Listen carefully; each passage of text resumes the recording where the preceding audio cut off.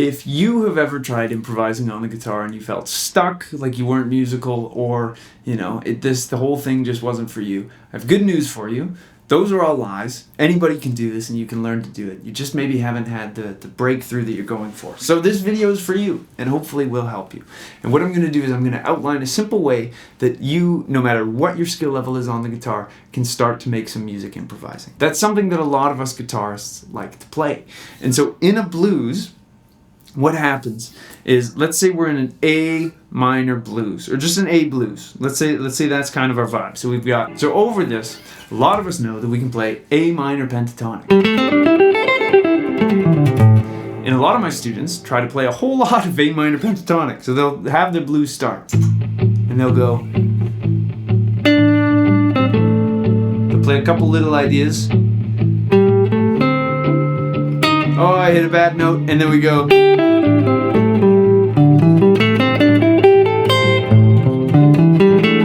And we'll just kind of play a little bit aimlessly around. And so the problem a lot of the time is a lot of my students seem to think if I practice a whole bunch of scales, I am going to get amazing at this, and it'll all just kind of work. If I just need to practice my pentatonic scale hard enough. And you might need to practice your pentatonic scale more. I would never dissuade people from practicing scales. Scales are wonderful and important things. But the thing that I think a lot of people end up neglecting is that you also need to practice improvising with them. I liken it to if you were trying to learn a language, but you just learned a bunch of words out of the dictionary. Yes, you may know thousands of words in French or Spanish, but if you never learned how they're actually constructed in sentences, you're going to be pretty useless at speaking the language. Just like if you learn a bunch of scales, that does not mean you're going to be able to improvise. So the first thing I like to do with my students is say, okay, you have that great box of A minor pentatonic that every guitarist knows and every guitarist loves. But what we're going to do is we're actually going to take that and we're going to just pick 3 notes. We're going to limit ourselves to 3 notes. And now a lot of my students go, well, Matt, I practiced the whole scale. I want to use the whole thing. And that's wonderful. But when you're being creative and when you're improvising, it's beneficial to have parameters at first. Because when you have those parameters, it makes it easier to make choices with these things rather than all of these other things. So if we take 3 notes, let's say I'm going to take this note, 7th fret of my D string, 5th fret of my G string, and the 7th fret of my G string. That is going to break the bad habit that a lot of my students have where we just kind of meander about in the scale. That's the kind of death of the intermediate guitarist trying to improvise. So check this out. I can make a ton of great music with that because when I have to only use those 3 notes, my options are streamlined and it's going to make me think about melody and it's going to make me think about rhythm. So check this out. Rather than playing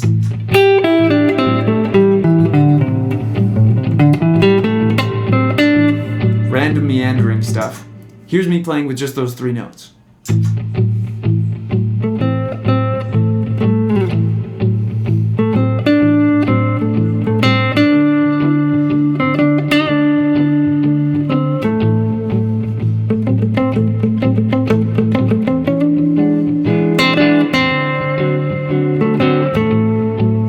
That already was a coherent solo over a blues. Now here's the next step. We're going to take 3 more notes. So let's say my notes here, I'm going to add in this guy,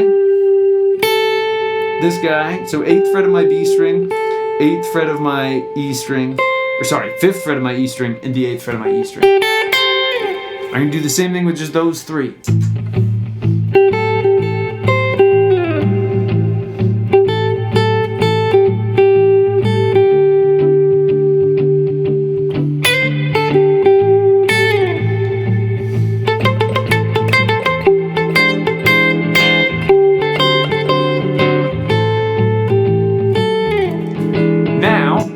What if I put those 3 notes together? So now I'm kind of familiar with this. And of course, you can do this for longer than just one chorus of the blues. Obviously, for the sake of brevity here on YouTube, I'm not trying to suck up too much of your valuable time that could be spent practicing. But now let's see what happens if I have 6 notes that I've thoroughly investigated the way that I just did. So now I have 7th fret of my D string, 5th fret of my G string, 7th fret of my G string, and then 8th fret of my B string, 5th fret of my E string, and the 8th fret of my E string. Now I get this.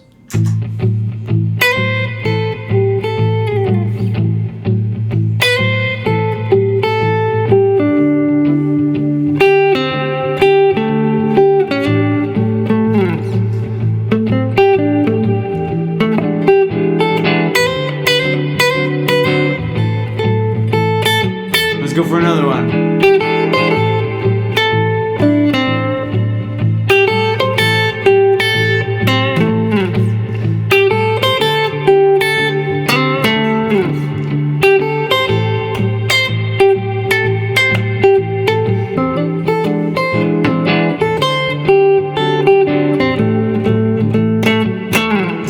And by using just those very simple 6 notes, I now have some more interesting stuff. And then as you get more and more comfortable with it, you could pick another set of 3 notes, and then you have 8 notes at your disposal, 9 notes. Evidently, it's been a while since I did basic math, but you can use whatever kind of strategies you like to slowly demystify. And so what I want to talk about now at the end here is just a couple other little things that are common bear traps in the woods for the improvising guitarist. You know, you're out to enjoy your hike and you end up getting your foot sawed off. What we want to do in these, one of the biggest things that doing these gaps can do is it makes you get creative with less, which is good.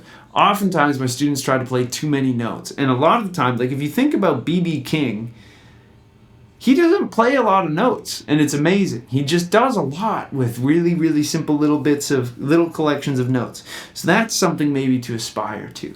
But the biggest kind of killer, I would say, is just running a scale. Scales are material, but it's material that is like reading words out of a dictionary in alphabetical order. It's not going to move anybody. If you're an author or you're a poet or you're doing these things, you're going to try to move people with your words. So it's not necessarily having the ability to run through all of the words like you would in a scale. This is like saying all the words in the alphabet. You want to be able to say something with them. So when you do that, one of the biggest things you can do is avoid playing too many notes that are right next to each other in the scale. In music, we would call this stepwise motion, which is where that's stepwise, whereas if I want a descending line, da da da da, I might go da da da da. That is more interesting because there's bigger interval gaps in it. So rather than going, I went. You can make it even more dramatic. But that, I'm gonna just to show you that little kind of death trap. I'll play that one more time. And what I'm gonna do is the first half I'm gonna play intervals that are really close together, and then the second time I'm gonna play more interesting stuff with some breaks in between them in terms of intervals so that you can hear how much more interesting it actually is. So here's stepwise intermediate improvising.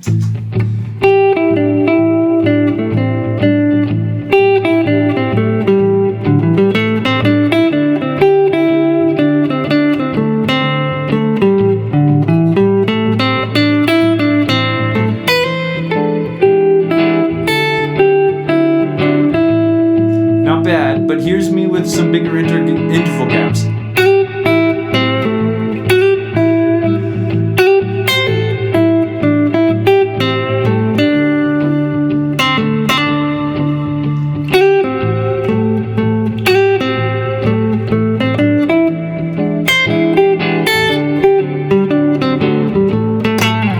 It was instantly more interesting. I was playing similar phrases, similar ideas, but I was just putting larger gaps in between them. So I hope you found this useful. If you did, I'd really appreciate it if you could like and subscribe. It truly helps me out more than you know. If you'd like to take a guitar lesson with me, there's a link to get in touch with me down in the description. I'd love to work with you on whatever's troubling you on the guitar. If you're looking for a way to support me and what I'm up to here on the channel, you can check out my Patreon. All of my patrons get early access to videos as well as cool behind the scenes sneak peeks at stuff that I don't really share anywhere else.